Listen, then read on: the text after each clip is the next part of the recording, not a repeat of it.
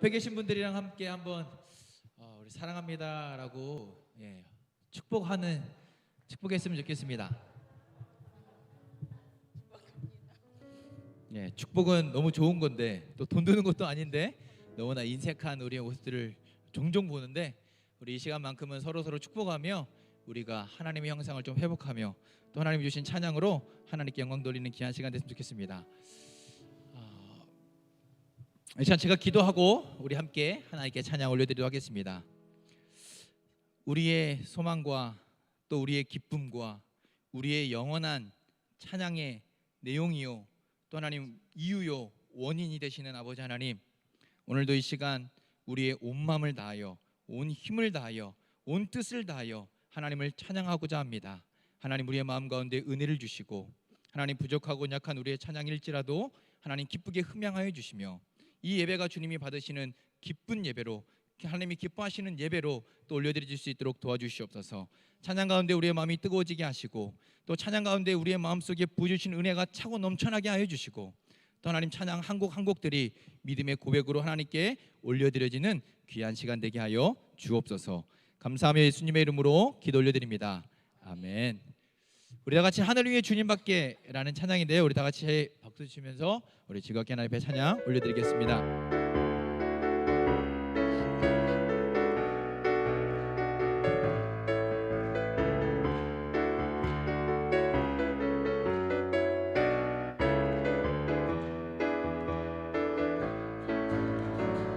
하늘 위에 주님밖에, 하늘 위에 주님밖에 내가 사모할 자 이 세상에 없네. 내 맘과 힘을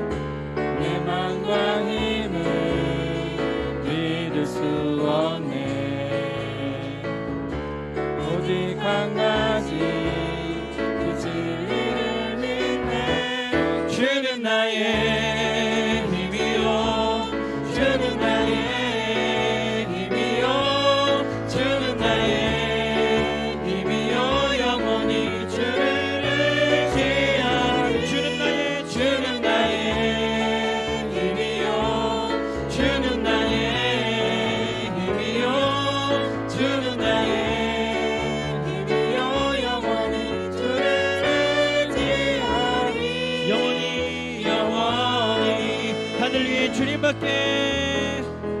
하늘 위에 주님밖에 내가 사모할 자 이 세상에 없네. 내 맘과 힘이 믿을 수 없네. 오직 한 가지 그 진리를 믿네.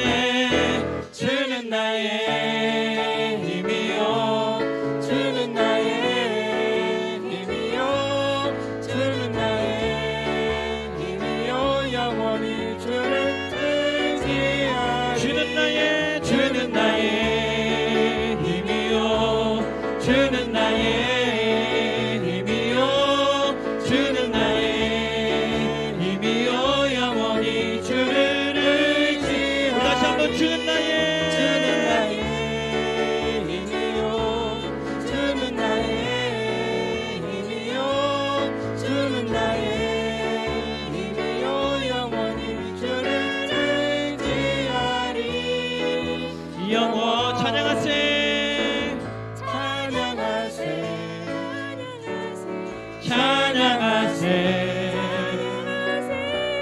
함께 소리 높여 찬양 드리세.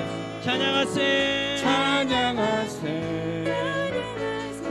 찬양하세. 함께 소리 높여 찬양 드리세. 찬양받기에 합당하신 주님, 찬양받기에 합당하신 주님,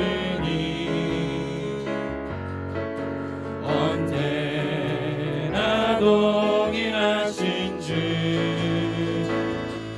무릎 꿇고서 주 이름 외치세. 예수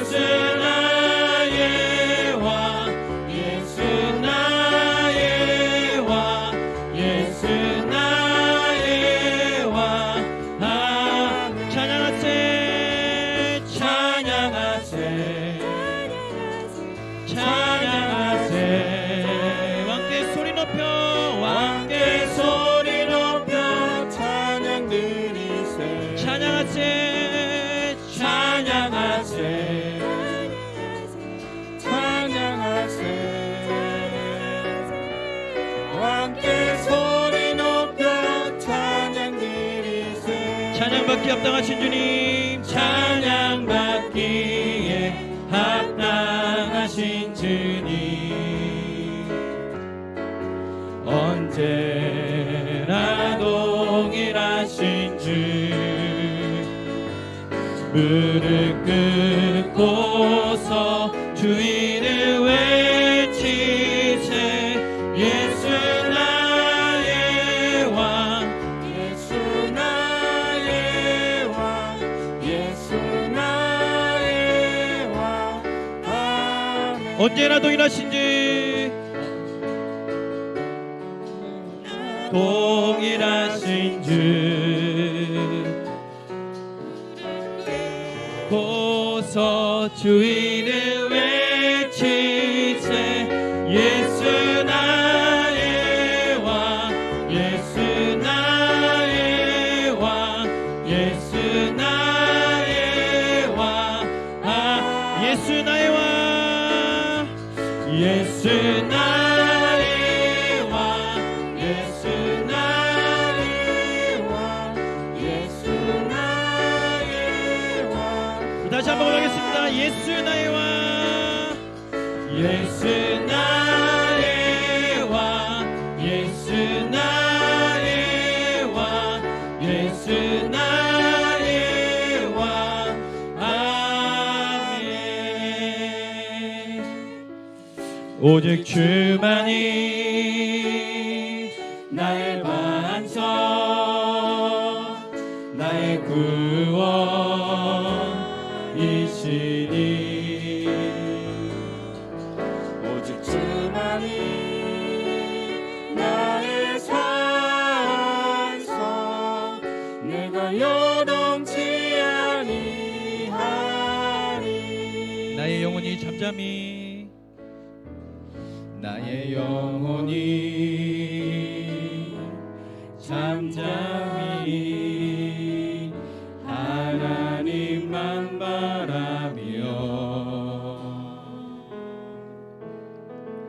나의 구원이 그에게서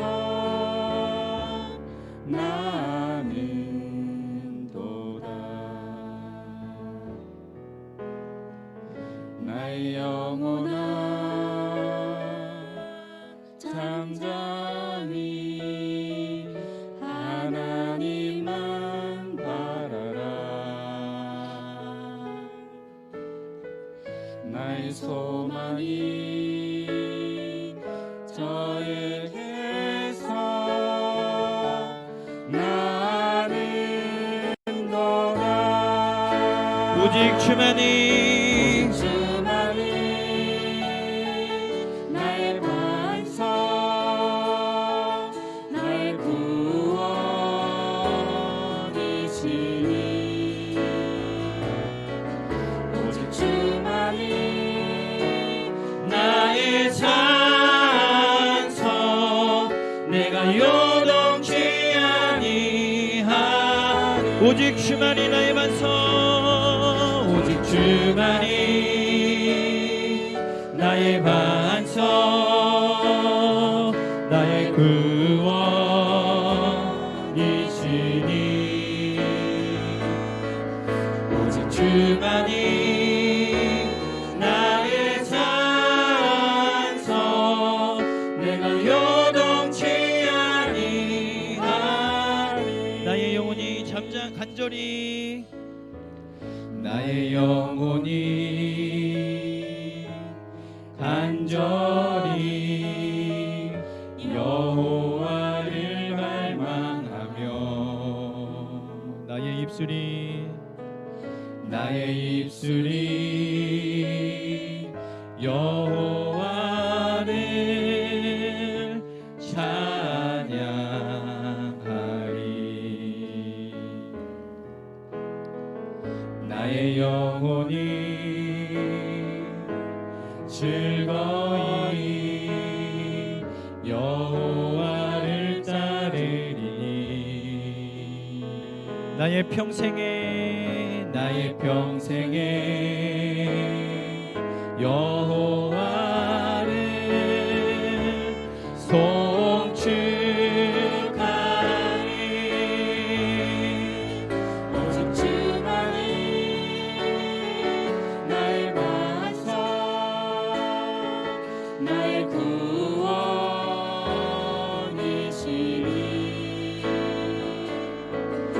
오직 주만이 나의 산성 내가 요동치 아니하리 오직 주만이 나의 반석 나의 구원이시니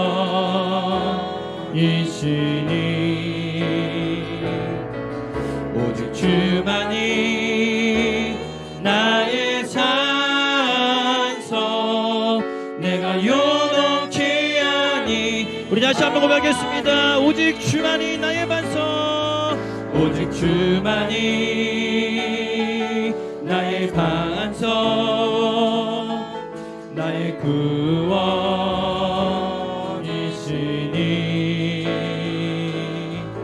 오직 주만이 나의 산석 내가 요동치 아니하. 오직 주만이 나의 반석 나의 구원이시니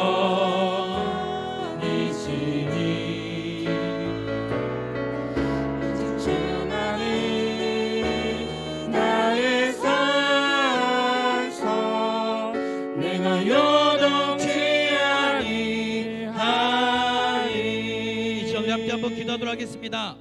우리 예배 가운데 하나님께서 또 우리의 마음과 심령 가운데 은혜 주시기를, 그동안 우리의 시선과 우리의 마음을 빼앗겼던 하나님, 우리의 심령을 돌이키사 이 시간 다시 말씀을 통하여 하나님께 우리의 시선과 마음이 돌이켜지는 귀한 시간 되게 도와주시고, 세상이 주는 기쁨과 즐거움을 하나님 원하고 추구하며 바랬던 우리의 마음들, 심령들이 이 시간 우리의 반석 되시며 우리의 구원 되시며 우리의 소망이 되시고 산성이 되신 그 주님만을 바라보는 은혜의 시간 되게 달라고 기도했으면 좋겠습니다. 하나님, 이 시간 우리의 마음을 주장하시고 우리의 심령을 주장하시며 예배를 기쁘게 받으시고, 이 예배 가운데 또 주시는 하나님의 말씀을 우리 마음속 깊이 새기며 하나님 그 말씀대로 살아갈 수 있는 지혜와 용기 또한 허락해달라고 기도했으면 좋겠습니다. 또한 말씀을 또 선포하시는 우리 강수사님에게 또 하나님의 은혜를 더하셔서 그 말씀이 살았고 운동력 있고 생명력 있는 말씀 되어 우리의 심령 가운데 새겨지는 은혜의 시간 되게 도와주시고, 오늘도 나에게 말씀하시는 그 하나님의 말씀에 하나님 아멘으로 화답하며 그 말씀대로 살고자 결단하고 결심하며 하나님 자복하는 귀한 시간 되게 달라고, 이 시간도 내 마음과 내 심령을 만지시고 변화시키시며 새롭게 하시고 회복시켜 달라고, 우리 시간 다 같이 예배를 위해 또 말씀을 전하신 우리 강수사님을 위해 우리 다 같이 함께 한번 기도하도록 하겠습니다. 사랑과 은혜 감성하신 하나님 아버지 감사합니다. 정말 하나님, 이 세상에 우리의 마음의 위로와 우리의 마음의 소망과 우리의 마음의 기쁨이 되시는 분은 우리 하나님밖에 없음을 고백합니다. 하나님, 날마다 입술로 하나님이 우리의 왕이시라고 나의 전부라고 모든 것이라고 고백하지만 아버지, 삶의 현장에 나갔을 때에는 우리의 마음과 우리의 시선을 하나님 세상에 빼앗겨 하나님 그렇게 살아가지 못하는 우리의 연약한 모습들이 있습니다. 그렇다 할지라도 하나님, 이 시간 우리의 마음을, 우리의 심령을, 우리의 영혼을 하나님 아버지 굳게 붙잡아 주시고, 이 시간도 우리의 마음과 우리의 심령을 변화시키심으로 새롭게 하시는 그 하나님의 은혜가 하나님 예배 가운데 넘쳐나게 하여 주시고, 이 시간 우리의 마음을 만지시고 우리의 심령을 주장하시며 우리의 마음과 시선이 하나님께 돌이켜지는 은혜의 시간 되어줄 수 있도록 우리의 마음과 심령을 굳게 붙잡아 주시고 은혜를 허락하여 주시옵소서. 내가 하나님 은혜 받기를 간절히 원합니다. 내가 먼저 하나님을 사모하기를 간절히 소망합니다. 내가 먼저 하나님의 은혜와 성령으로 충만하게 채워지기를 이 시간 하나님 간절히 기도합니다. 하나님, 이 시간 비록 피곤하고 힘든 시간일 수 있으나 하나님, 그 피곤보다도 더 큰 하나님의 은혜가 우리의 마음과 심령 가운데 임하게 하여 주시고, 하나님, 이 시간 우리의 마음과 심령이 하나님만 바라보고 하나님께만 돌이켜지는 은혜의 시간 될 수 있도록 도와주시고, 또 말씀을 전하시는 하나님 강사님 강하게 붙이시사 하나님이 놀라우신 은혜와 성령의 기름 부심으로 가득 채워 주시옵소서. 살았고 능력 있고 생명력 있는 말씀이 이 시간도 내 마음과 내 심령 가운데 새겨지게 하여 주시고, 그 말씀 하나하나가 내 마음속에 새겨져서 또 한 주를 살아갈 힘을 하나님 얻고 또 하나님 결단하며 결심하는 은혜의 시간 되어질 수 있도록 이 시간도 함께하여 주시고, 우리의 마음과 심령 이 예배를 주장하여 주시옵소서.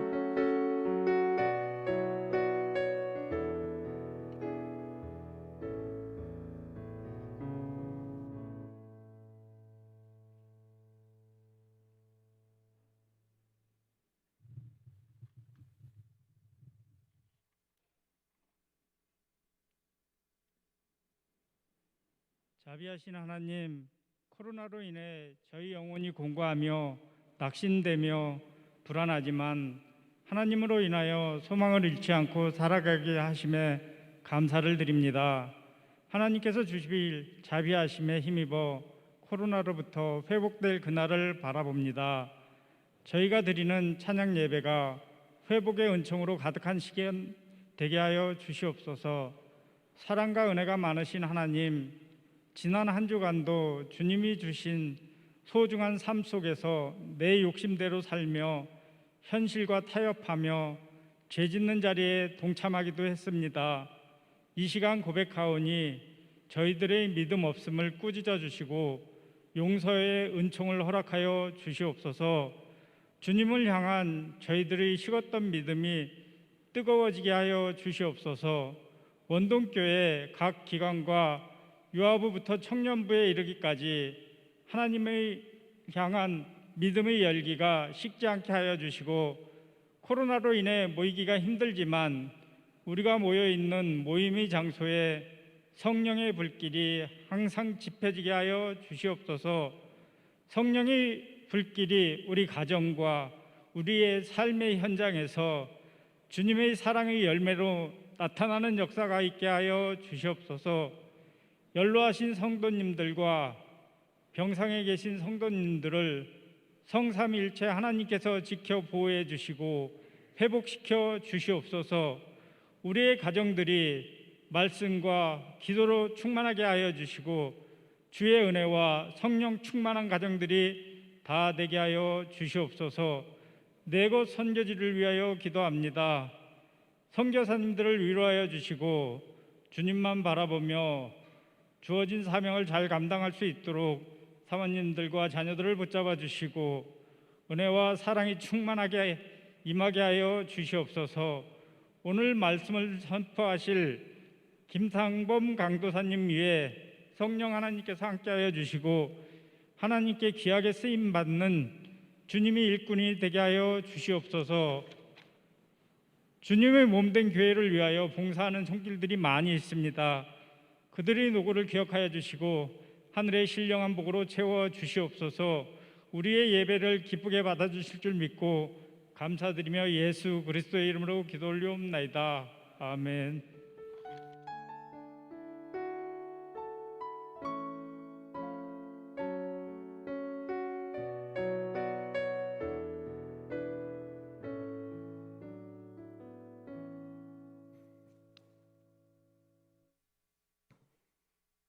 할렐루야, 할렐루야.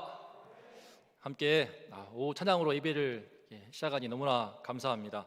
이 시간에도 주의 말씀 함께 받으면서 우리의 심령에 주님의 은혜가 위로부터 한량없이 부어주시기를 기도합니다. 교회 소식을 전해드립니다. 2021년 원동 축복 언어를 전달하겠습니다. 우리 성도님들 주님의 은혜와 평강이 늘 함께 하시고 영육간에 강건하시기를 우리 주 예수의 이름으로 축복합니다. 예배 안내입니다.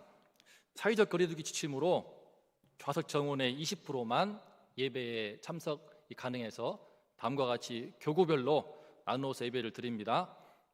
오전 9시는 현장에서 1교구부터 6교구까지, 2부 예배는 11시에 현장과 온라인으로 7교구부터 12교구가 예배를 드립니다. 주일 오후 예배와 수요 예배는 현장과 온라인을 병행하여 드리고, 새벽 기도와 교육부서 예배는 정해진 시간에 온라인으로 드립니다. 향후 예배에 일정에 변화가 있으면 추후 또 공지하겠습니다. 공동의회 안내입니다. 2월 28일 다음 주일 2부 예배 후에 예루살렘 홀에서 2020년 결산을 갖습니다. 온라인 구역 대신방이 현재 진행 중입니다. 2월 23일 화요일은 31, 32구역, 25일 목요일에는 23, 41구역, 그리고 3월 2일 화요일에는 33, 52구역, 3월 4일 목요일엔 42, 43구역이 대신방 차례입니다. 꼭 기도 제목을 미리 우리 이정은 전도사님한테 좀 전해주시면 좋겠습니다. 그리고 운동교회 상반기 온라인 양육학교가 3월 7일 개강합니다. 줌을 통하여서 비대면 온라인 양육반을 시작하는데, 신청은 다음 주일 2월 28일부터 가능하고요.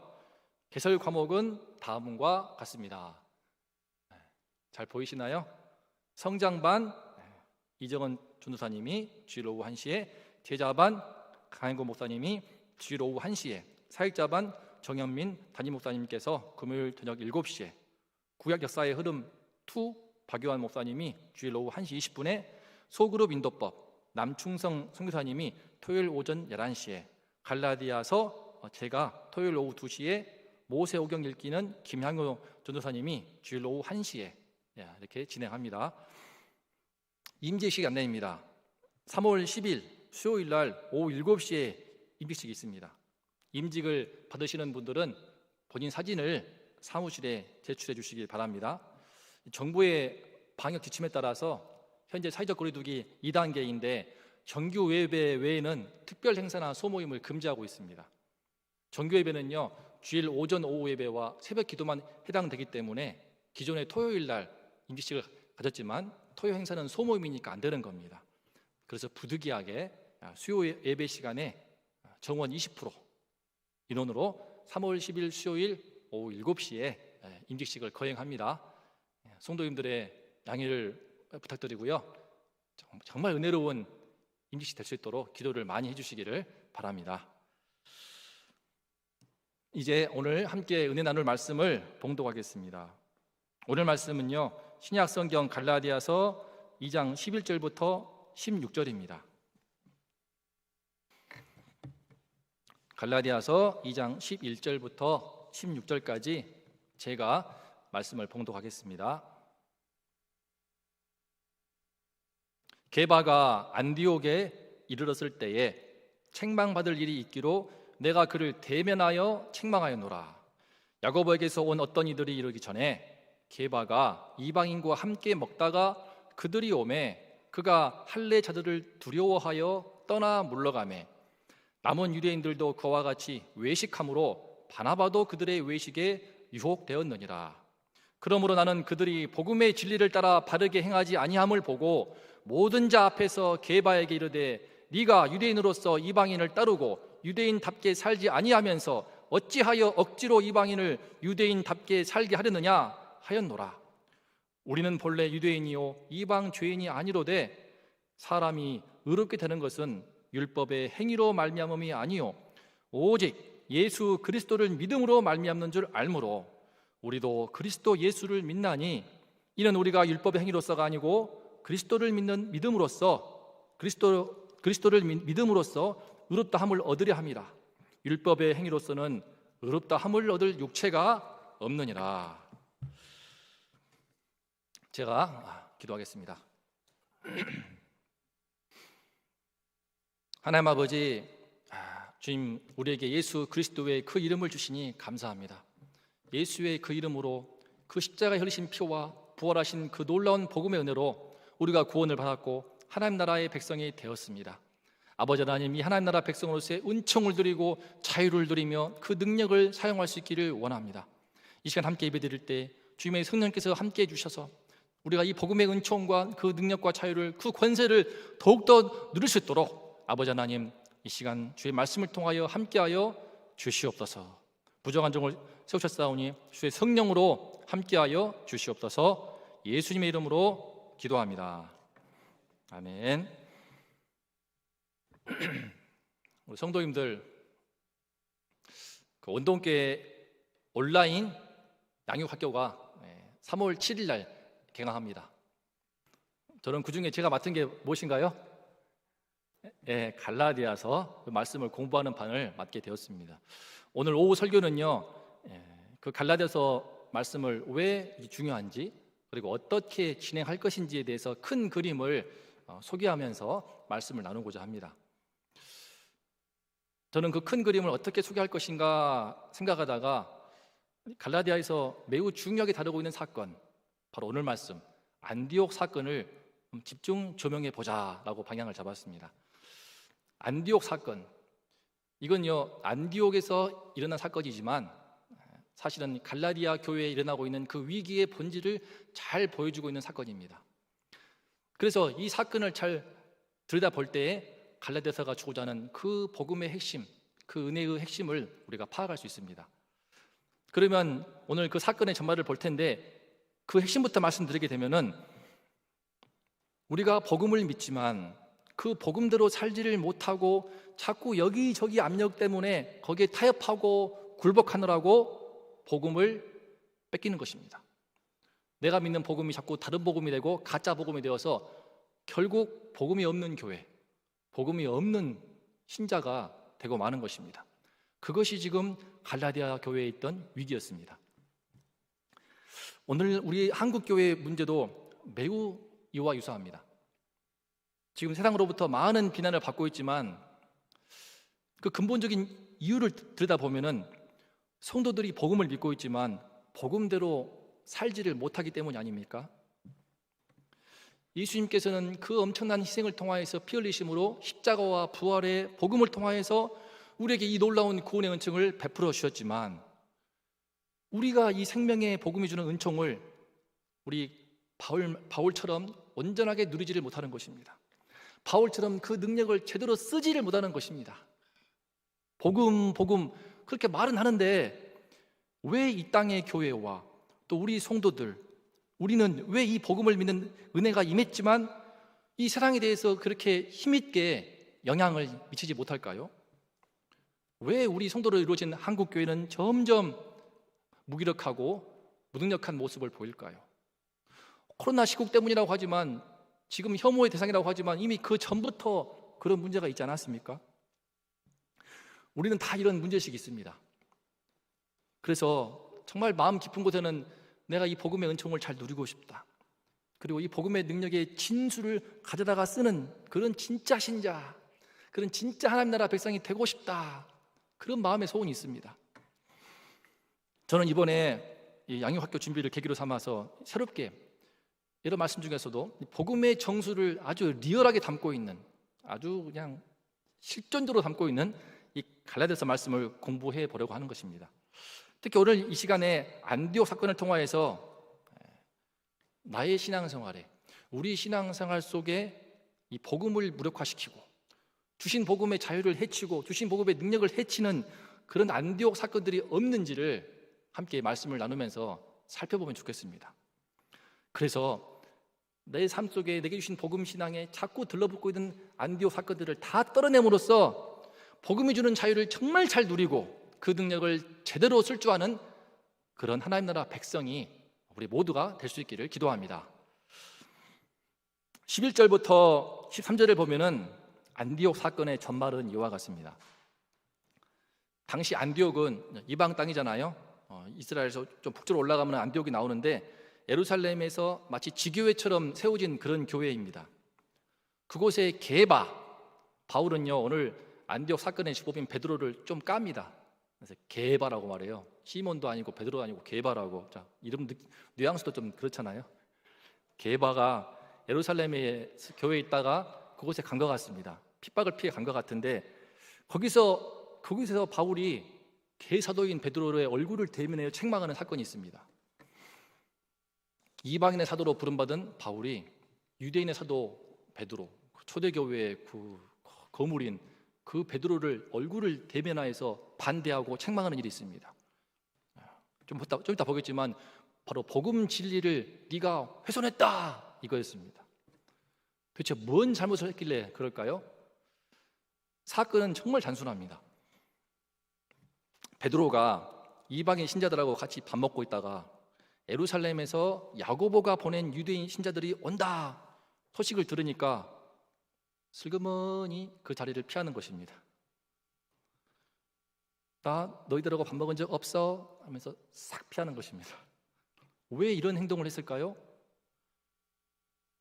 그 전에 우리가 사도행전 10장에서 그 유명한 보자기 환상 말씀을 아시지 않습니까? 보자기 환상. 베드로가 그날도 배가 고파서 기도하다가 비몽사몽 중에 하늘에 근데 보자기가 내려왔습니다. 보자기 모양의 그릇이 내려왔는데 거기에 막 더럽고 부정한 짐승들, 율법에서 금했던 벌레들이 막 우글우글 대고 있는데 하늘에서 말씀이 들렸습니다. 베드로야, 일어나 잡아 먹으라. 베드로는 그것이 전부 다 율법에서 금지한 것이니까 끔찍하게 막 소스라치게 놀라가지고 주님, 그럴 수 없습니다. 속되고 깨끗지 않은 것을 제가 결코 먹지 않았습니다. 하지만 하늘에서 또 말씀이 들립니다. 하나님께서 깨끗하게 하시는 것을 네가 속되다고 하지 말아라. 이런 일이, 이런 옥신각신 이 싸움이 3번을 반복합니다. 그러더니 이제 그 보자기 모양의 그릇이 하늘로 쭉 올라갑니다. 베드로가 이 환상의 뜻을 아는 것은 뭐 오래 걸리지 않았습니다. 성령님께서 바로 그 환상이 뭔 일인가 하고 있는데 똑똑똑 이방인 로마 백부장이 보낸 고넬료의 사람들이 도착했습니다. 그래서 따라가서 고넬료의 집에 갔더니 그 가족들이 다 무릎을 꿇고 대기하고 있고 말씀 들으려고. 그래서 복음을 전했더니 그 여기 있는 이방인들 전부 다 성령이 임하는 것입니다. 이 놀라운 일이죠. 이때 베드로가 확실히 알았던 것입니다. 그렇구나. 예수 그리스도의 이 복음 안에서 유대인이나 이방인이나 그 사이에 장벽은 있을 수가 없구나. 주님의 복음 안에서 유대인과 이방인들은 서로 하나구나. 이것을 그 성령이 임하는 그 장면을 보면서 온몸으로 느낀 것입니다. 그동안의 유대인들은 그릇된 병든 선민의식에 빠져서 이방인들을 매우 더럽게 취급했습니다. 그들과 손도 닿으려고 하지 않았습니다. 아주 못된 그 인종적인 편견이기도 하고 병적으로 타락해버린 그런 선민의식이요 특권의식이요 좀 부담스러운, 좀 불쾌한, 좀 재수없는 우월감이었습니다. 하지만 그런 유대인들의 고정관념과 그런 못된 편견, 특권의식들을 베드로는 이 사건을 통하여서 완전히 벗게 되었습니다. 보자기 환상을 통하여서 또 그 겸손하고 은혜를 받는 로마 백부장 이방인 고넬료와 그 가족을 보면서 무엇보다 그들 모두에게 성령이 임하시는 그 현장을 통하여서 그는 이제 복음 안에서 이방인들이 정말 우리 주와 한 백성이구나, 거리낌 없이 밥을 먹게 되었습니다. 그는 본인은 유대인이지만 이제는 이방인들과 함께 밥 먹는 것이 더 이상 문제가 되지 않게 되었던 것입니다. 근데 그랬던 베드로가 왜 지금 이 시점에서 야고보가 그 안디옥에 사람을 보냈더니 유대인 신자들, 그 할례를 중요시하는 보수적인 유대의 주자들이었습니다. 온다는 소식을 듣더니 갑자기 하면서 딱 빼는 것 아닙니까?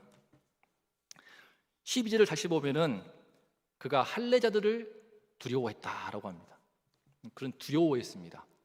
대사도 베드로가 뭐가 두려워요?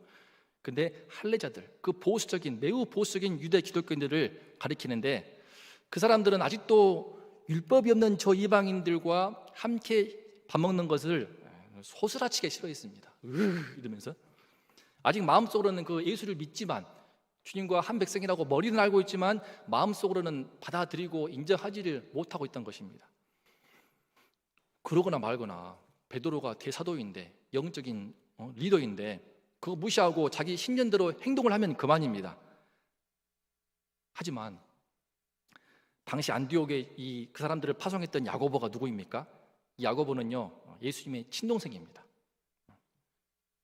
예수님 제자 야고보는 이미 칼로 죽임 당했고 순교했고 예수님의 친동생 야고보가 그 당시 예루살렘 교회에 기둥 같은 역할을 했습니다. 소위 실세라고 할 수 있겠죠.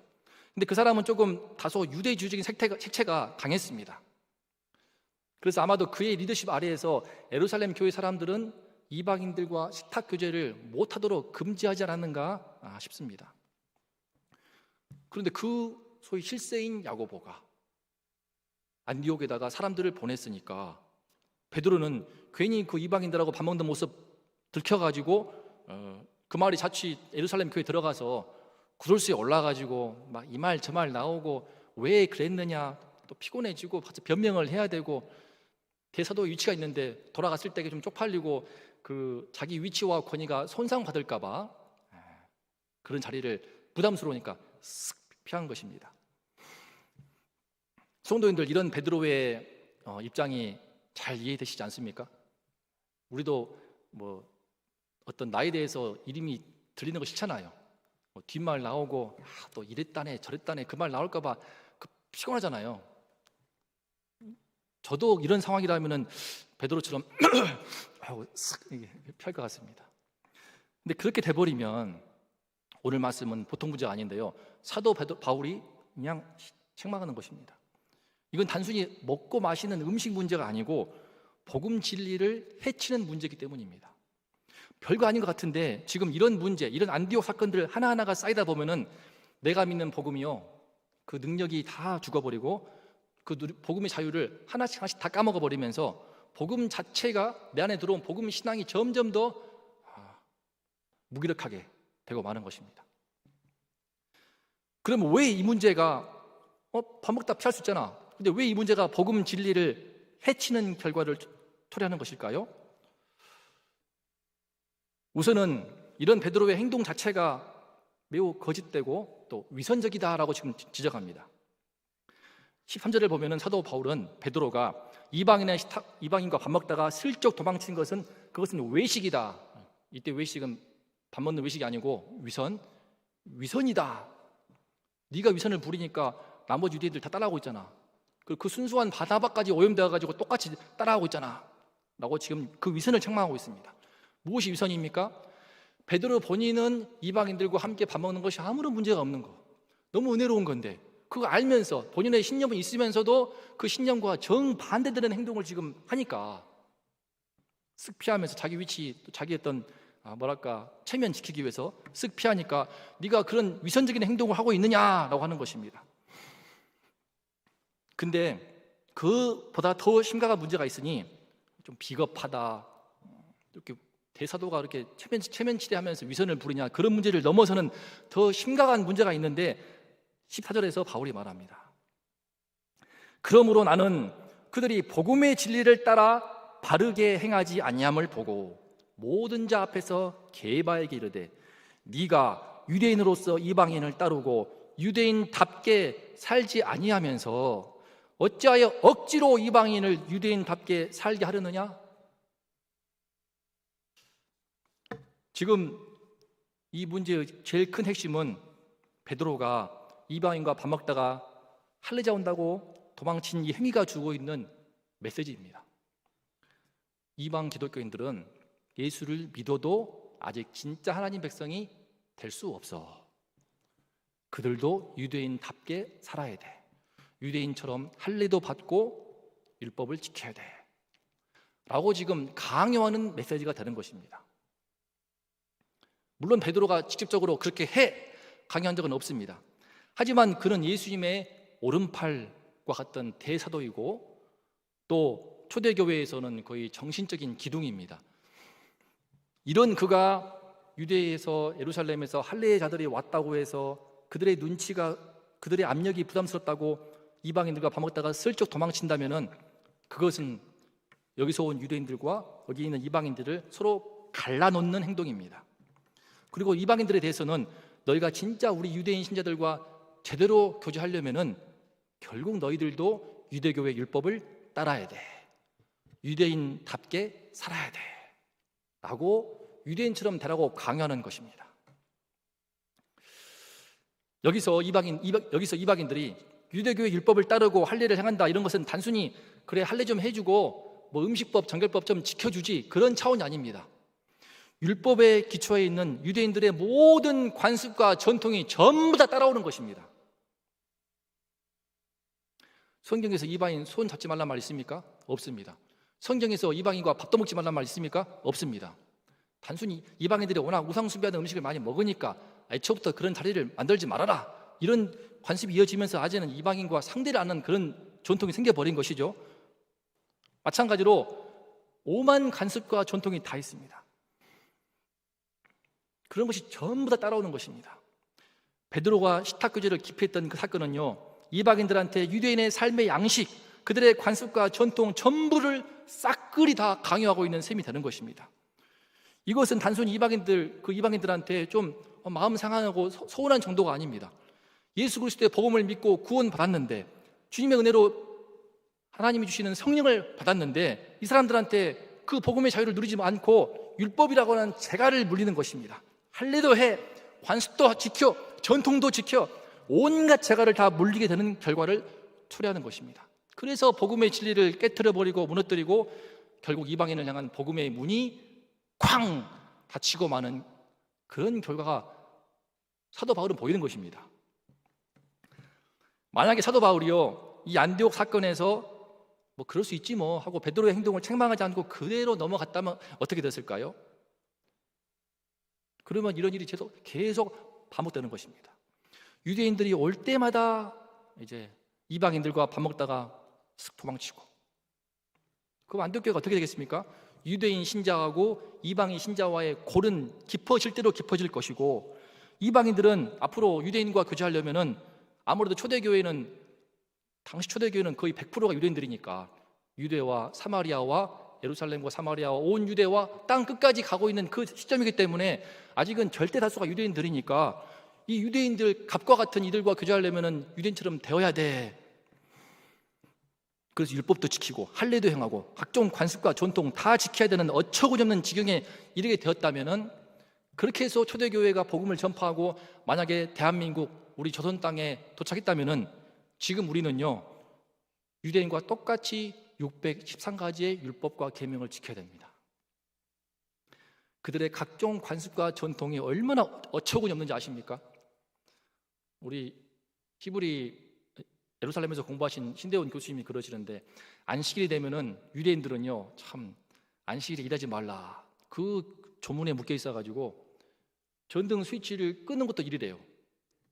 그래서 안식일 날 이걸 꺼야 되잖아요. 그러니까 전화 오더래요. 우리 교수님한테 와서 좀 끄달라고. 핸드폰은 일하는 게 아니래요.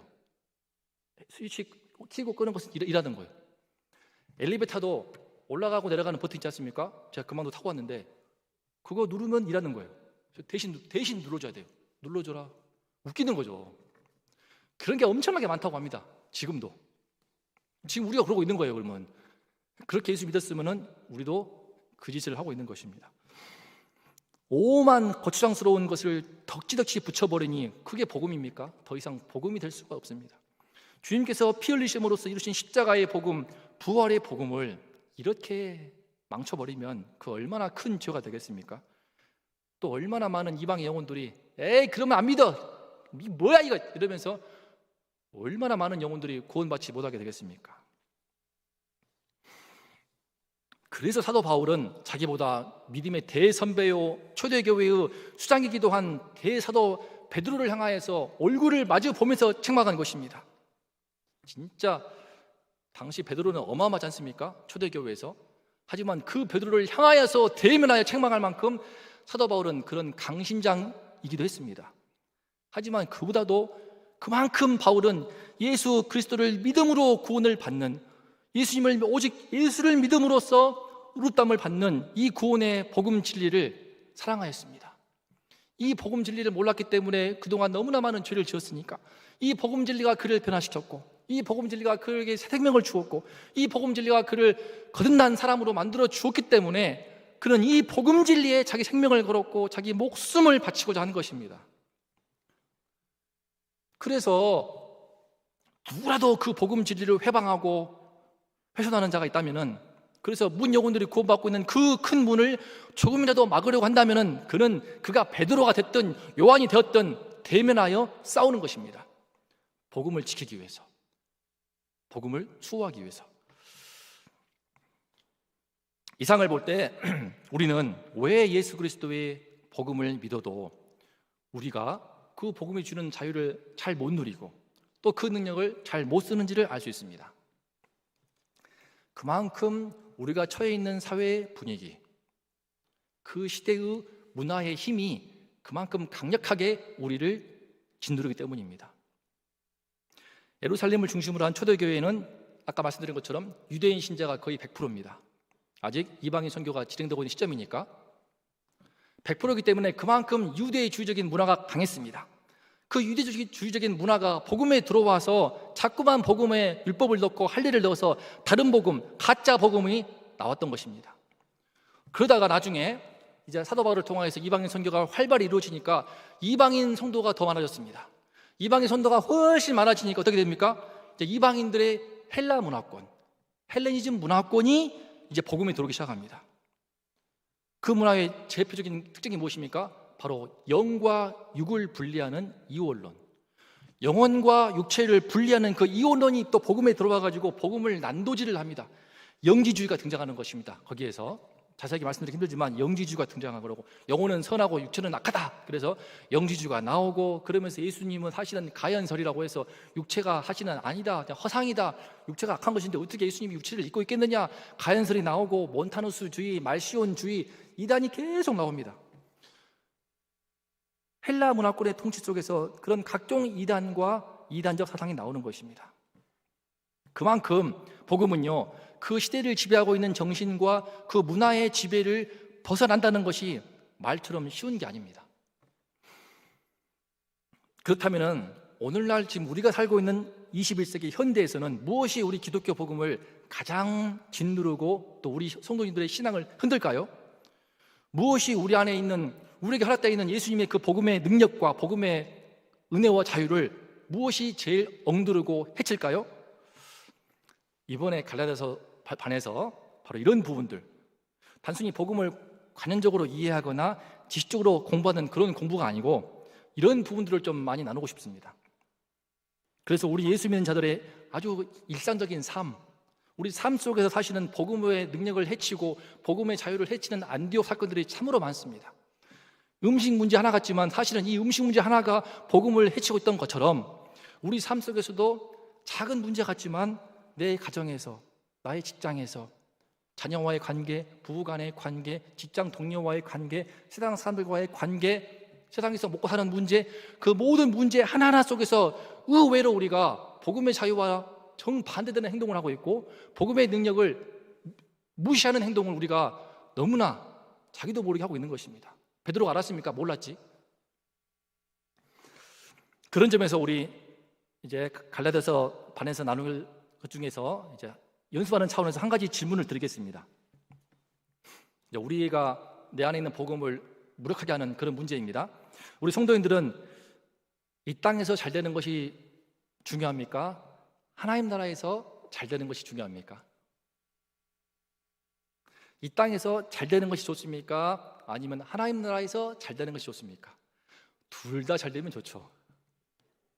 네, 물론 그렇습니다. 하지만 저는 지금 우리 마음 깊은 곳에 절대적인 우선순위를 묻는 것입니다. 플라톤의 국가론을 책을 보면요, 그 유명한 동굴의 비유가 나옵니다. 들어보셨을 거예요. 태어날 때부터 모든 거기 인간들이 동굴에서 태어나서 동굴 안쪽에 벽을 향하여서 묶여 있습니다. 그들은 이 동굴이 전부인 줄 압니다. 왜? 거기서 태어났고 자랐기 때문에. 캄캄한 동굴, 벽면에서 뒤에 불이 비치는데요, 이제 희미하게 비치는 그림자, 그것만 보고 살았습니다. 그게 전부인 줄 알고, 그래서 이들은요, 이 동굴에서 최대한 잘 먹고 잘 살고 그것이 목표입니다. 그러다가 어떤 계기로 인해서 한 사람이 묶여있던 줄이 풀리면서 동굴 안쪽만 보던 데서 동굴 바깥쪽으로 몸을 돌리게 되었고, 그러다가 저 멀리 동굴 밖에서 희미한 빛이 비춰오는 것을 봅니다. 저게 뭐지? 그 빛을 향하여서 한 걸음 한 걸음 향해 나아가면서 나가니까 점점 빛이 환해지네요. 마침내 그 빛이 나가는 곳을 동굴 밖을 나갔더니까 나가자 찬란한 햇빛에 그냥 쫙 비치면서 아름다운 대자연이 내 앞에 환하게 펼쳐지는 것입니다. 그는 너무나 감격해서 이게 뭔 일인가 아주 환희의 찬가를 부릅니다. 이 아름다운 세상을 보면서 펄쩍펄쩍 뜁니다. 시냇물에 손을 담그고 그냥 풀잎을 만져보고 너무 좋아서. 그리고는 다시 동굴 속으로 들어갑니다. 왜 들어갈까요? 데려오려고.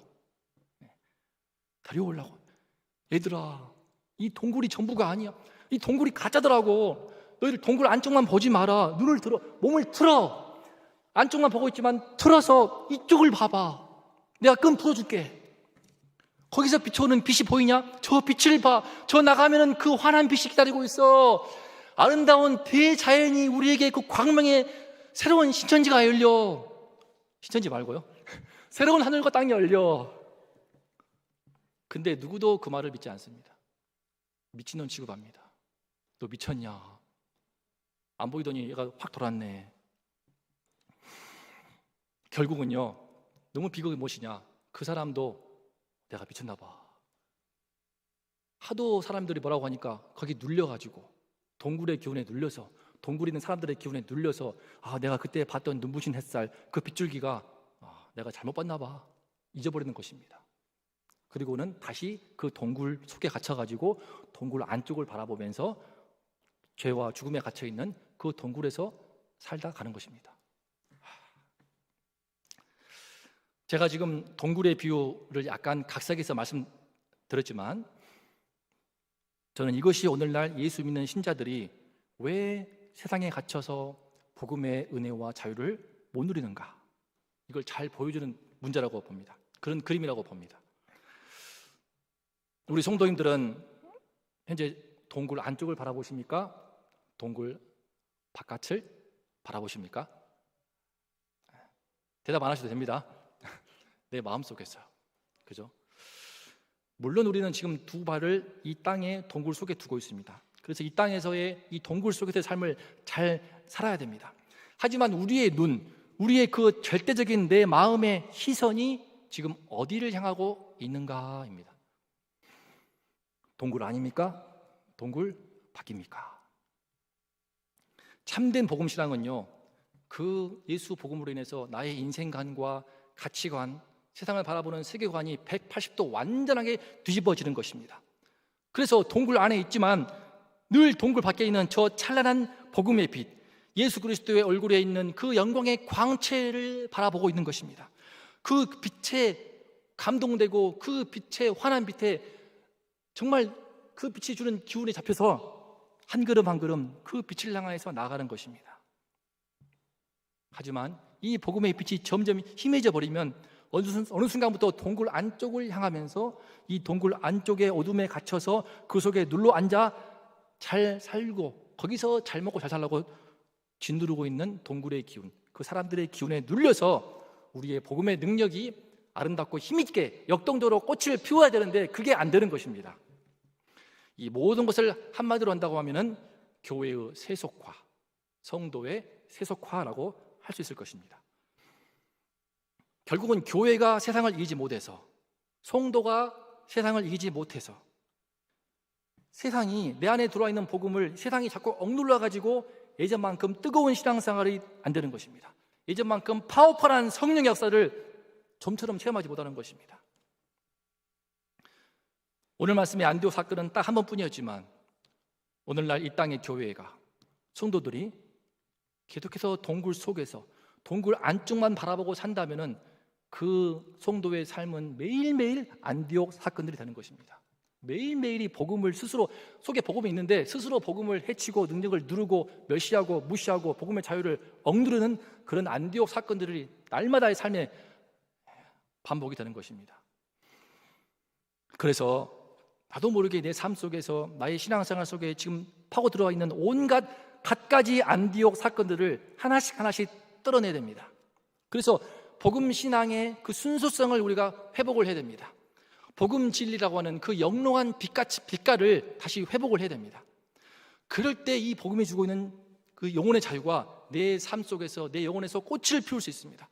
그때부터 나를 통하여서 복음의 능력 역사에서 내 가정이 바뀌고, 나와 함께하고 있는 친구가 바뀌고, 남편이 바뀌고, 아내가 바뀌고, 직장이 바뀌고, 또 내가 살고 있는 삶의 현장 하나하나에 하나님 나라의 그 향기가 퍼지면서 하나님 나라의 꽃을 조금씩 피우고 세상이 바뀌는 것입니다.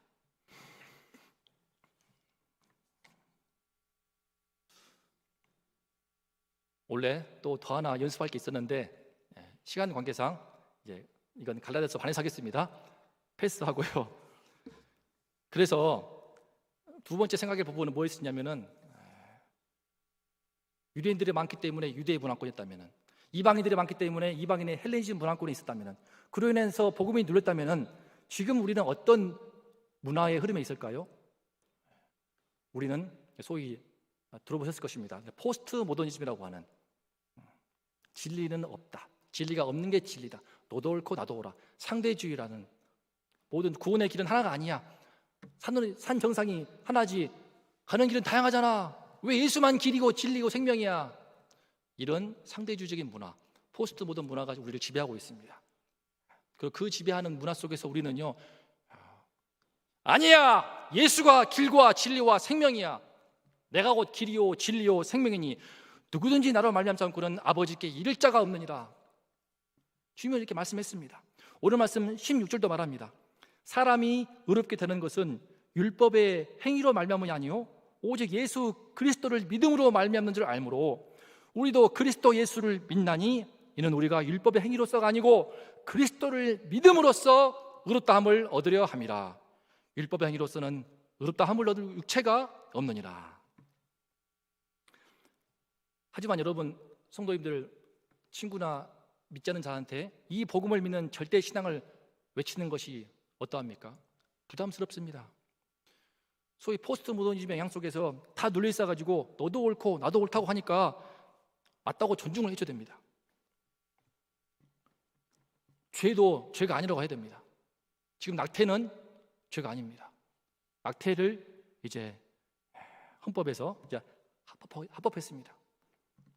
아니, 이번에 그 아기 누굽니까? 8개월짜리 학대해가지고 죽어서 국민들이 공부를 했는데, 엄마 뱃속에 나온 아기 죽이는 것은 그렇게 공부를 하면서 엄마 뱃속에 나온 아기 죽이는 것은 왜 그렇게 죄가 아니라고 하는 것인가? 엄마 뱃속에 있는가 없는가 차이인데 낙태를 죄라고 할 수 없는 것입니다. 동성애, 지금 죄라고 할 수 없는 시대 흐름으로 가고 있습니다.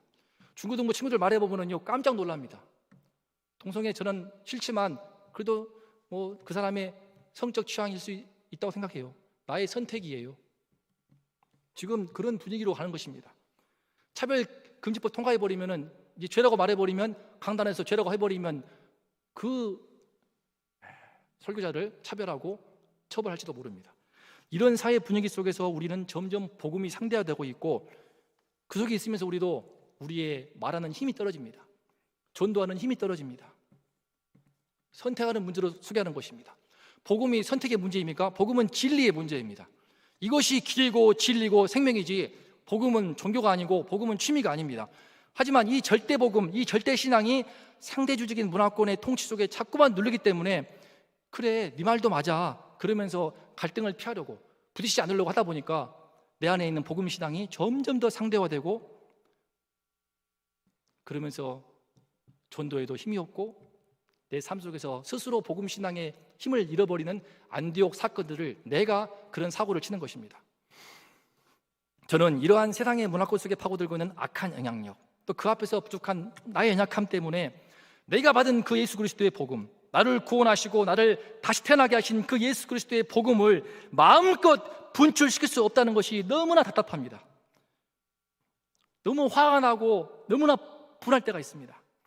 나에게 주신 복음의 능력과 그 복음의 자유는 성경 말씀을 펼치게 되면 너무나 어마어마하고 아름답고 신비로운데, 또 그 믿음의 능력을 발휘해서 복음의 권세를 선포하면서 많은 위인들은 그렇게 엄청난 능력 역사를 이루었는데, 왜 내 삶 속에서도 우리 교회와 이 땅의 교회 속에서는 더 이상 그런 역사가 좀처럼 일어나지를 않는가?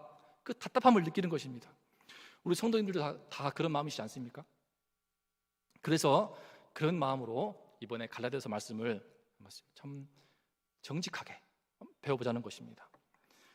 지금까지 신앙생활을 하면서 저도 이 말씀을 여러 번 공부했습니다. 대부분 지식적인 차원에서, 좀 그 복음에 대한 지식을 심화시키는 차원에서 공부했지만, 저의 머리를 키웠지만 실제로 저의 삶의 실상과 내 인생의 실존에서 복음의 능력, 저희 복음의 캐파를 키우는 그런 시간은 못 되었던 것 같습니다. 그래서 이번에 한번 제 자신도 새롭게 정직하게 복음에 부딪혀서 복음의 능력과 그 복음의 자유를 내 삶 속에서 정말 제대로 실현시키는 방향성을 두고 한번 이 말씀을 성도들과 함께 배우면 좋겠습니다. 말씀을 맺겠습니다. 사도 바울은요, 평생 순수한 복음신앙, 절대 복음신앙을 위해 싸웠습니다. 그가 베드로가 됐든 누가 됐든 싸웠습니다. 그래서 예수 그리스도의 복음 진리를 순수하게 절대적으로 지키기 위해서 치열한 영적 싸움을 했고, 그 과정에서 기록된 서신들 하나하나가 귀한 성경 정경이 되어서 온 인류에게, 우리에게 복음의 구원의 빛을 비춰주는 은혜가 임하는 것입니다. 우리가 비록 인간으로서 연약함이 있지만, 늘 모순을 안고 살지만, 그럼에도 불구하고 이 말씀 앞에 서서, 복음의 정수를 담고 있는 이 말씀 앞에 서서 순수 복음의 맛, 그 진짜 복음의 맛을 느끼면서 이번에 그 복음 진리를 내 신앙 속에서 회복하기 위해서 내 안에 들어와 있는 내 삶 속에 안디옥 사건들, 내 스스로 자유를 해치고 내 스스로 복음의 능력을 무시했던 그런 안디옥 사건들이 눈에 보여서 떨어내서 나의 가정에, 나의 학교에, 나의 직장에 복음의 능력이 역사하는 그런 은혜의 통로가 되는 시간이 되면 좋겠습니다. 이번 2021년 원동교회 양육학교를 위해서 기도를 많이 해주시면 좋겠습니다. 다양한 과목들이 나옵니다. 많은 성도님들이 두루두루 참여하심으로써 그 모든 반을 통하여서 결국은 나에게 주신 예수 그리스도의 그 복음의 은총, 그 복음의 자유를 보다 잘 누리고 그 능력을 보다 더 잘 사용하고 쓰고 발휘하는 그런 하나님 나라의 능력이 있는 일꾼이 되기 위한 그런 목표가 있지 않겠습니까? 그 은혜를 달라고 함께 기도해 주시고 많이 참여하시면 좋겠습니다. 기도하겠습니다. 하나님 아버지, 우리에게 예수께서 그 피를 흘리시고 살이 찢기시고 피 흘리심으로써 그 귀한 복음을 주신 것을 감사합니다. 하나님 아버지, 이 놀라운 복음을 주셨지만 우리는 이 복음 앞에서 연약하여서 우리 시대 정신과 각종 문화의 힘에 짓눌려서 스스로 복음을 해치고 자유를 스스로 무너뜨리고 그 능력을 스스로 무시하고 있습니다. 우리 삶 속에 덕지덕지 붙어있는 모든 것들, 모든 찌꺼기들을 떨어버리게 도와주시고 더 이상의 안디옥 사건이 없게 도와주시어서 우리에게 허락하신 예수 그리스도의 그 순수 복음 신앙의 영롱한 빛깔을 우리가 다시 한번 회복할 수 있게 도와주시옵소서. 순수한 복음, 오직 예수만으로 구원받는 그 놀라운 순수 복음, 주님의 그 은혜의 복음, 그 구원의 복음의 정수를 붙드는 가운데 그 맛을 보고 그 은혜와 능력을 우리 삶 속에서 구체화시키고 실현시키는 우리 모두가 될 수 있도록 하나님 아버지 은혜 허락하여 주시옵소서. 예수님의 이름으로 감사하며 기도드렸습니다. 아멘. 다 함께 우리 이제 합심해서 오늘 말씀 생각하면서 기도하시면 좋겠습니다. 우리 원동교회 성도님들의 신앙을 위해서 기도해 주시면 좋겠습니다. 하나님께서 우리 원동교회 성도님들 한 분 한 분을 축복해 주고자 하심을 믿습니다. 이 복음 신앙을 주었습니다. 이 복음 신앙의 그 빛깔만 회복한다면, 진짜 복음의 그 정수를 우리가 맛보고 그 능력과 자유를 마음껏 누린다면 우리 원동교회에 놀라운 주님의 생명력이 임할 것입니다. 우리 성도님들의 신앙 가운데 은혜를 달라고, 또 우리 다음 세대의 은혜를 달라고, 또 우리 원동교회를 섬기시고 있는 담임 목사님을 위해서 기도해 주십시오. 목사님께서 성령의 충만함으로 말씀을 증거하실 때에 그 역사가 있도록, 내 가운데 나를 그동안 복음을 무시했고 멸시했던 그 안디옥 사건들, 그동안 내가 나도 모르게 죄졌던 그 모든 것들이 떠올라서 다 회개하고 떨어내버리고 그 찌꺼기를 제거해버림으로써 내 안에서, 나의 부서 안에서, 우리 원동교회 안에서, 우리 구역 안에서, 우리 교구 안에서 복음이 힘있게 역사하는 은혜가 있게 해달라고 우리 목사님을 위해서 기도해 주시고, 우리 원동교회와 다음 세대를 기도해 주시고, 이 나라와 민족을 위하여서 함께 합심하여 기도하겠습니다. 주님 이름을 부르고 기도하겠습니다. 주여, 하나님 아버지, 주께서 우리에게 예수 그리스도의 복음을 주심을 감사합니다. 주님께서 그 뼈가 뚫리시고 살이 찢기시는 그 엄청난 희생을 통하여서 이 놀라운 은혜의 복음을 주셨지만, 죽음의 권세, 사망의 권세, 죄의 모든 권세를 깨뜨려 주시는 그 놀라운 능력의 하늘 권세를 이 땅에 이 복음을 통해서 주셨지만, 우리는 연약하여서, 우리는 너무나 어리석어서 그 은혜의 권세를 누리지를 못하고 주님 앞에서 부끄러운 모습을 볼 때가 많습니다. 아버지여, 성령께서 당신의 빛을 비춰주셔서 우리 가운데 모든 부끄러운 안디옥 사건들을 떨어버리게 도와주시고 모든 부끄러운 찌꺼기들, 불순물을 제거할 수 있도록 도와주시어서, 아버지여, 우리가 주님 주신 복음의 그 자유를 마음껏 누리게 하여 주시옵소서. 그 복음의 능력을 마음껏 사용할 수 있게 하여 주시옵소서. 우리 한 사람 한 사람이 하나님 나라의 일꾼 될 수 있도록 도와주시옵소서. 주께서 우리 주의종 담임 목사님과 함께 해주시고 늘 성령으로 충만케 도와주시고 하나님 나라의 복음을 외칠 때, 선포하실 때 우리 심령에 그리웠던 그 모든 비늘이 벗겨지고 그 복음의 영롱한 빛깔이 벗게 도와주시고 나의 모든 죄를 회개하고 나의 모든 허물을 회개하고 예수 복음, 그 은혜의 복음, 오직 믿음으로 오직 은혜로 구원받은 그 예수의 그 십자가의 복음을 붙들므로 말미암아 우리 성도들의 신앙 가운데, 우리 다음 세대의 신앙 가운데, 삶 가운데 그 복음의 은총이 힘있게 역사하게 하여 주시옵소서. 이 복음만이 우리의 살 길입니다.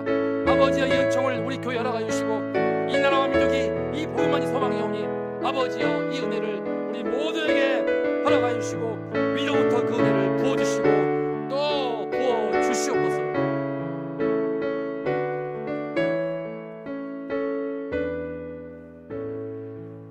사랑이 많으신 하나님 아버지, 갈라디아서를 통한 사도 바울의 외침을 우리가 듣게 하시고 이 시대의 상황 속에서 바른 복음, 성경이 말씀하는 복음을 올바로 깨달을 수 있는 복된 시간 될 수 있도록 하나님 우리에게 크신 은총을 더하여 주시옵소서. 그러므로 우리가 교회 안에서, 가정에서, 우리의 삶의 자리, 직장에서 복음의 아름다운 꽃을 피우고 복음의 풍성한 열매를 맺는 귀한 기회로 하나님께서 우리를 사용하여 주시옵소서. 지금은 원동교회의 머리가 되시는 우리 구주 예수 그리스도의 은혜와 아버지 하나님의 극진하신 사랑하심과 성령님의 감동, 감화, 위로교통 충만하신 은총이 이번 기회를 통하여 복음을 바로 배우고 복음적인 삶을 하나님 앞에 영광 돌리기를 소망하며 믿음을 고개 숙인 우리 원동의 모든 성도님들의 머리 위에와 이 나라 이민족 위에 지금부터 영원토록 함께 있을지어다. 아멘.